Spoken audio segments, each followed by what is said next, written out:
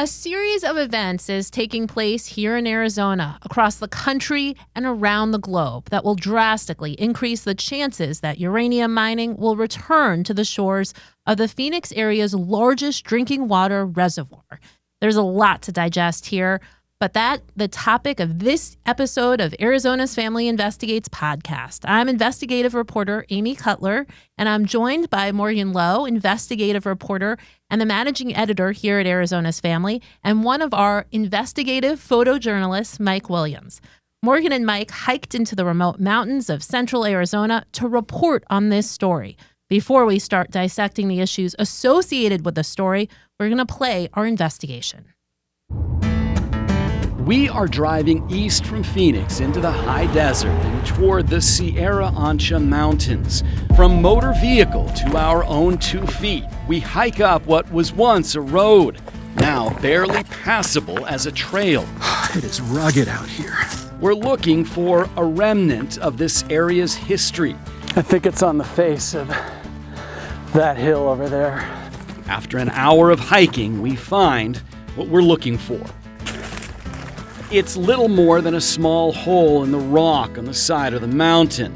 But this was a uranium mine. Its entrance has collapsed, but it's right here. The uranium mined here was used for nuclear weapons in the 1950s to the late 1960s, and for the country's fledgling nuclear power industry. This mine may be abandoned, but there may be a time in the not-so-distant future where new uranium mines like this one may pop up all over this region. The radioactive fuel that was mined in this mountain range decades ago is gaining new interest. Radiation inside the plant is at 8 times the deadly level. The nuclear disaster at 3 Mile Island. The accident occurred here at the 3 Mile Island nuclear power plant. The Chernobyl nuclear power plant explosion in 1986. From the initial panic at Chernobyl. And the meltdown at Japan's Fukushima Daiichi power plant in 2011. In Japan, the Fukushima complex will also have to be entombed. Largely soured the popular view of nuclear energy. To be sure, Arizona's Palo Verde nuclear generating station has operated safely for nearly 40 years. And now, Arizona's 3 largest utilities, Tucson Electric Power, APS, and SRP, are planning to build a second nuclear power plant, as nuclear energy across the country is experiencing a revival. We think that it's really critical and exciting. Bobby Olson is the Assistant General Manager for Sustainability at SRP. He says nuclear makes sense to address the state's growing appetite for electricity, from microchip plants to high-rise towers to sprawling neighborhoods. So if we start today, from a planning perspective, we might be able to have nuclear in the plan by the late 30s, early 40s. Nuclear power plants are fueled by uranium-235. It's a radioactive element that is only found in high concentrations in about a dozen states. Most uranium currently comes from foreign countries, much of it from Russia. But last year, Congress passed a law that bans most uranium imports from Russia in an effort to jumpstart uranium mining and production in the U.S. Arizona already has 1 uranium mine operating near the Grand Canyon. It's been controversial. We are very concerned about contamination. Environmentalists say this is just too close to the Colorado River. This map shows the locations of Arizona's other known uranium deposits, and there's a high concentration of them in the Sierra Anchas. 10 years ago, we hiked to one of the largest open, abandoned uranium mines in the mountain range, and we followed the water as it drained out of the mine entrance, through the canyon, into Cherry Creek, to the Salt River, and into Roosevelt Lake, the Phoenix area's largest reservoir of fresh drinking water. You see, all of the old uranium mines in this area, and there are a lot of them, eventually drain into Roosevelt. We found pipes like this one still sticking out of the side of the mountain. Drainage pipes like that one show there are still remnants of the mining activity that took place up here. Some of the creeks and campsites have signs warning visitors not to camp overnight and not to drink the water because of radiation. And these mines have been closed for more than 50 years. The track record for this industry is abysmal. Taylor McKinnon is the Southwest Director of the environmental group, the Center for Biological Diversity. He argues that restarting uranium mining, especially near drinking water sources, is a bad idea. You look at the literature that uranium mining companies put out now, and they say that what they do now is safe for the environment. Should we believe them? No, we should not believe them because it's not safe for the environment. Officials at SRP are in an unusual situation. They are co-investors in Arizona's new nuclear power plant, but they are also custodians of the reservoirs on the Salt River, including Roosevelt Lake. Are you concerned that some of these companies may start up, uranium mining in places that are near proximity to like Roosevelt Lake? I don't know that I have immediate concerns on that right now. It's a little early to tell exactly what that fuel supply would look like and whether or not it would be domestic or international supply. In a statement, SRP officials later told us they are not aware of any plans to perform exploratory or production uranium mining on any lands in the Sierra Ancha Mountains. If any such plans develop, SRP would be very interested in ensuring that the activities do not compromise the water quality of the water resources in the area. But our investigation found a mining company purchased old mines and mining claims in the Sierra Anchas in 2011. Uranium Energy Corp now owns 198 mining claims here. In 2022, the company published an initial assessment and recommended moving forward on drilling and testing the claims. An official from Uranium Energy Corp told Arizona's Family Investigates, "We do not have any current exploration or development plans for that region. As with all mineral claims, any future exploration activity would be subject to market conditions, regulatory approvals, and environmental considerations." Trying to mine uranium in Phoenix's watershed, I think, would be pretty unpopular for most people in the greater Metro Phoenix area. And yet, this company would not have spent money to buy those claims if they didn't think that there was a realistic possibility that they could mine there. Or flip the claims and sell them. That's often what happens. But your point's taken. Okay, they say they don't have plans to mine that area, at least for now. Right, but this is all dependent on the price of uranium. And what we're talking about right now is supply and demand. If the demand goes up and the supply of uranium goes down, the price of uranium is going to increase. And what this company has said in their SEC filings is that they are waiting to see if the price goes up before they start activating some of these other mines that they own. This isn't the only company that owns uranium mines around the country. It's certainly a big one. But a lot of these companies have gone and bought sort of old mining claims or areas where they might have access to uranium, and they're hanging on to them to wait to see if the price of uranium increases, if the demand increases. And that's where we get back to these events that are taking place around the country. There is a definite renewed interest in nuclear power. It's not just here in Arizona with SRP, APS, and Tucson Electric Power talking about building a second nuclear reactor. There are talks like that happening all over the country because nuclear power provides so much energy and it's considered a clean energy. It doesn't give off carbon in the atmosphere. And then at the same time, we have the supply of uranium from outside of the country dropping because this bill was passed by Congress that says we can no longer import uranium from Russia.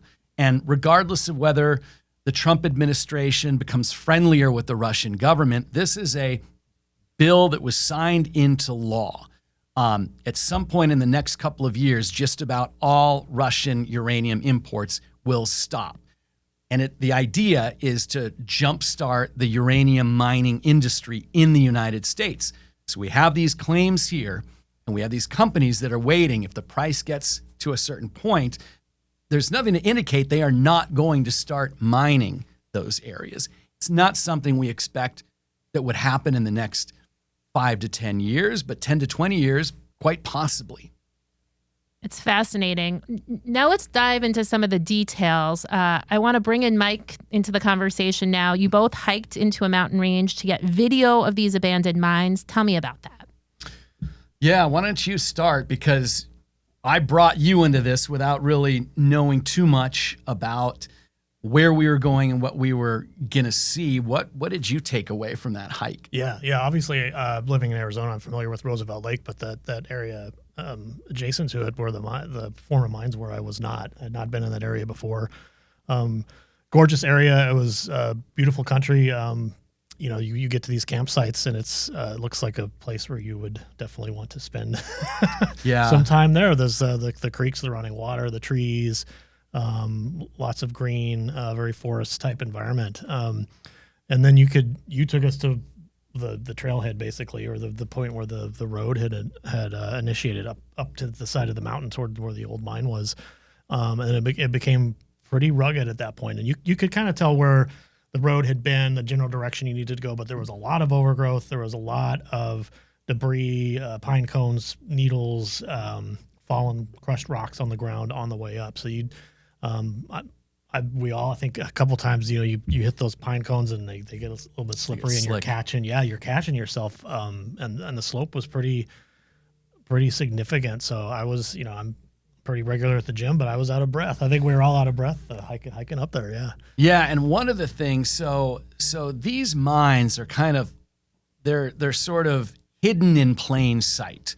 The hike that we went on was an old mining road that went past 3 or 4 of them. The one that we showed in the video was the only one that we could see, but there were other ones in that area as well. And so this was an old road that had been, weathered down, and at parts it was pretty narrow. But at one point in time, there were wagons and trucks that made it up there. And one of the things that sort of stood out is you're hiking on this for a half mile or 3/4 of a mile. You look down, you sort of realize that you're walking along all this crushed rock, and it's not just naturally crushed rock. This is all mine tailings that came out of those uranium mines.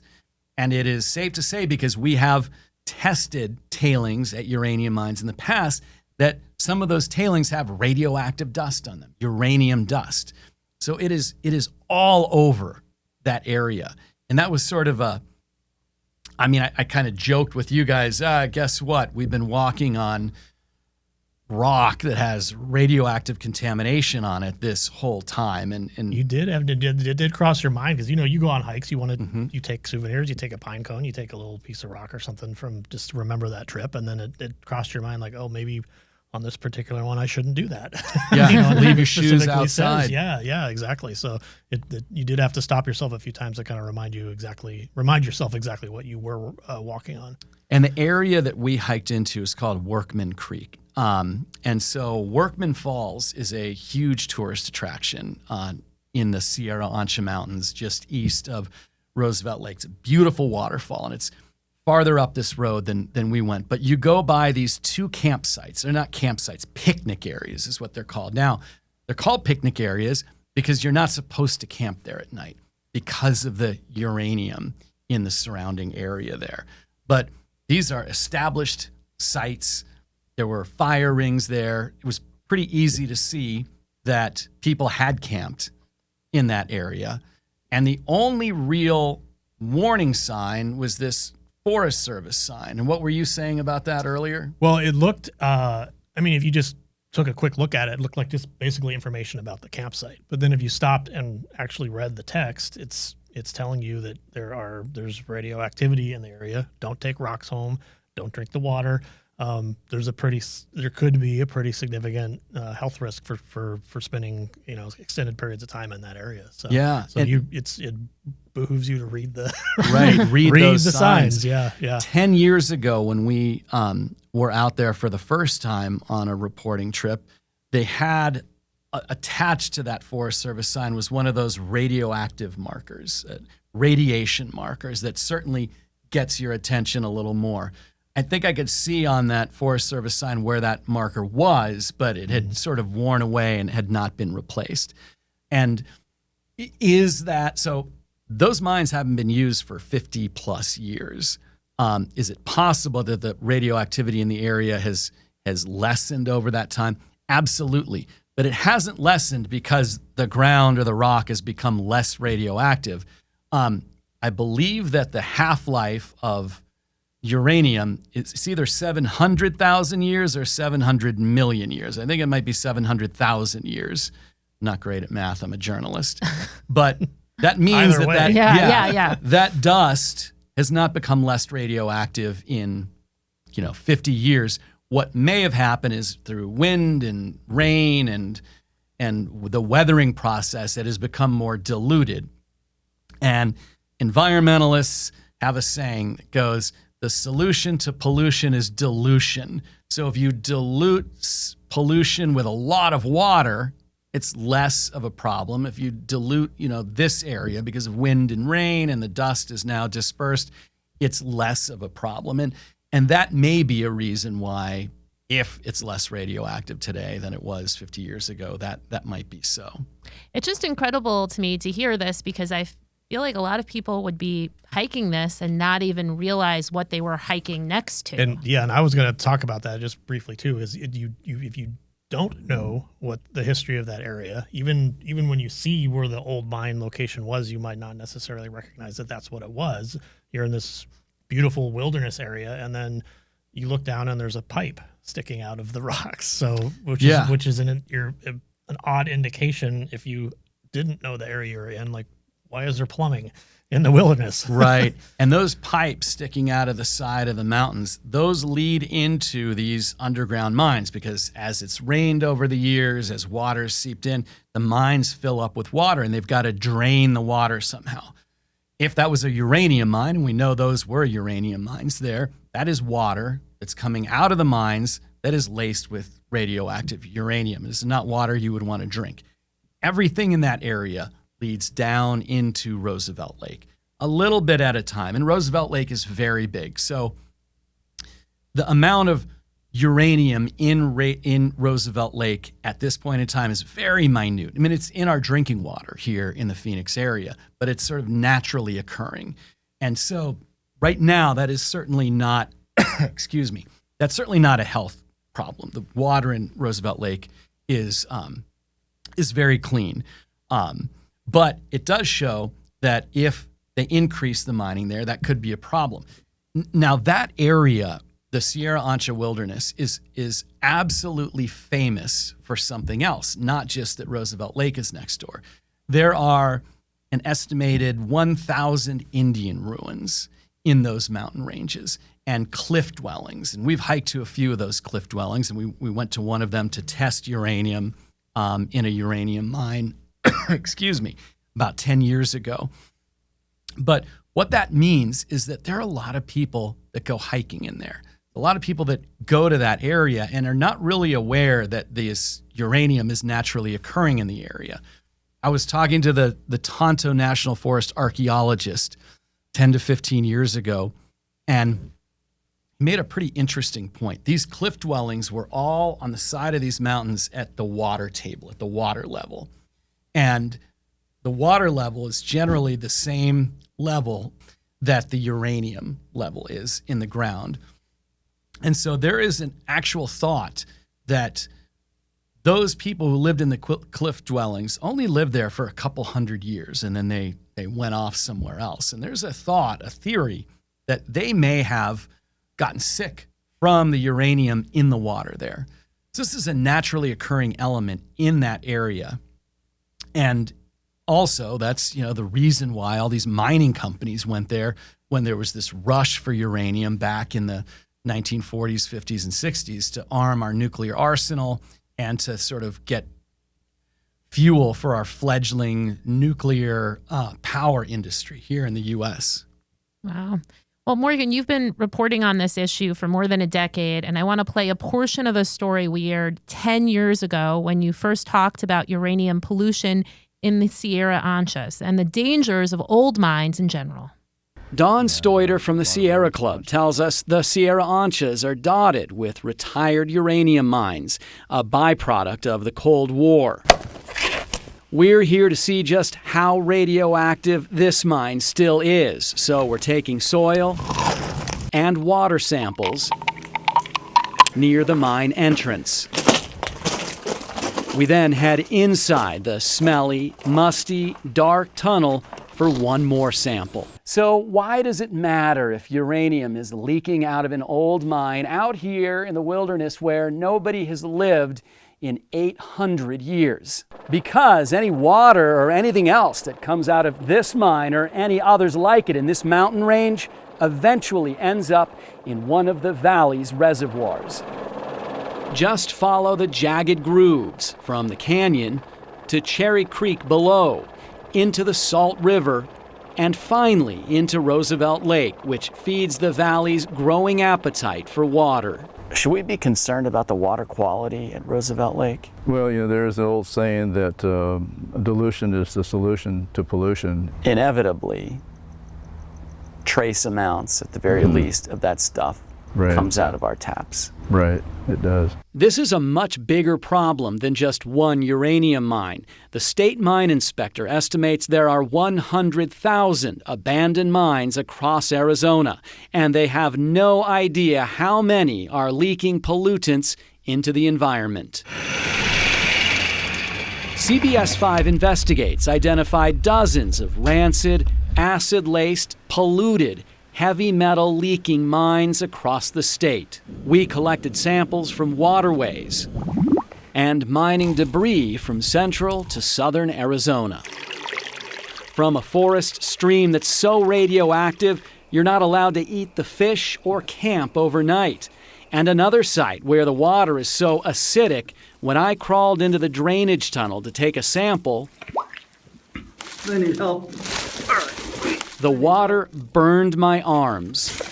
That was nasty. We sent the samples to the lab at Blue Ocean Sciences in Santa Barbara, California. So this is your peak for copper, where they tested the soil and water for heavy metals that are toxic to people and the environment. Just the fact that you can see some is scary, especially in a flowing creek. Randall Milkey is a chemist who ran the tests, which found uranium, cesium, cadmium, and lead. All of these type of heavy metals and all these other organic toxins just accumulate, and they slowly eat away at your cells. We found low levels of the toxins at 3 locations near the town of Patagonia, where a rainstorm last September turned a river orange with acid mine drainage and sent the putrid sludge into the town's drinking water system. It's absolutely frightening. Wendy Russell was there when it happened. The Forest Service issued an urgent cleanup notice back in February, and it was supposed to be fixed before the monsoon rain started. And here we are a year later, and nothing has happened. We found the highest concentration of uranium near the entrance to the mine at the Indian ruins, just off the trail. 22 parts per billion in the soil, less than the level considered toxic by the EPA, but above California's environmental limit. As far as pollutants in the environment, how bad is uranium? Uranium's one of the really bad ones. Andrea Neal is the president of Blue Ocean Sciences. She says the problem with even low levels of these heavy metals is that they build up over time downstream. In this case, Roosevelt Lake, which holds irrigation and drinking water for the valley. We found uranium in 2 streams that feed into Roosevelt. The lab estimates that one of the streams sends at least 4 pounds of uranium into the reservoir each year. Does that tell you that that spot may need to be cleaned up? Well, looking at uranium at that level anywhere, I would say it should be cleaned up. Now, that story highlighted the problems from old mines. How might this be different or even potentially worse with new uranium mines? Yeah, so we have a problem in Arizona with 100,000 abandoned mines, and a fraction of those were uranium mines. And there are still problems on the Navajo Indian Reservation, the Navajo Nation, where old uranium mines have poisoned the water there. We luckily, thankfully, don't have that problem here. Some of those areas you don't want to spend the night at, like the warning signs say, but they haven't really poisoned our environment. Environmentalists say, though, if they restart mining like that, so close to a water source, a fresh water source, that the threat or the danger that would pose just is not worth the risk. There are situations around the country where there have been problems at uranium mines. There was an issue at the mine near the Grand Canyon where it flooded, and that hasn't seeped out into the environment, but it doesn't mean that couldn't happen at some point in time. There are always things that can happen. And when you're dealing with something like uranium that doesn't get any less poisonous over 1,000 years or 10,000 years or 100,000 years, it is definitely something that environmentalists say we need to pause and not just jump into.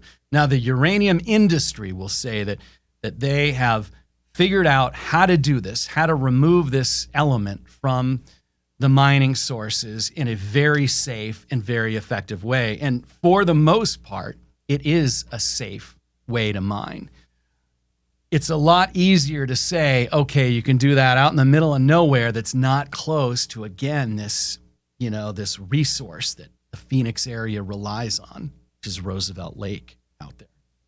It's interesting because there really are these competing principles. You can understand the need for, energy sources, but you also have this competing need for clean water. Right. And those are, a human can't go more than 3 or 4 days without water. We can go a long time without electricity. So if you're sort of stacking these interests next to each other, I think 9.9 out of 10 people will always say water is the most important thing. And if for some reason that lake did get polluted, if there was a catastrophe with a mine there, that would be a real problem for our drinking water source for a long time, for a long, long time.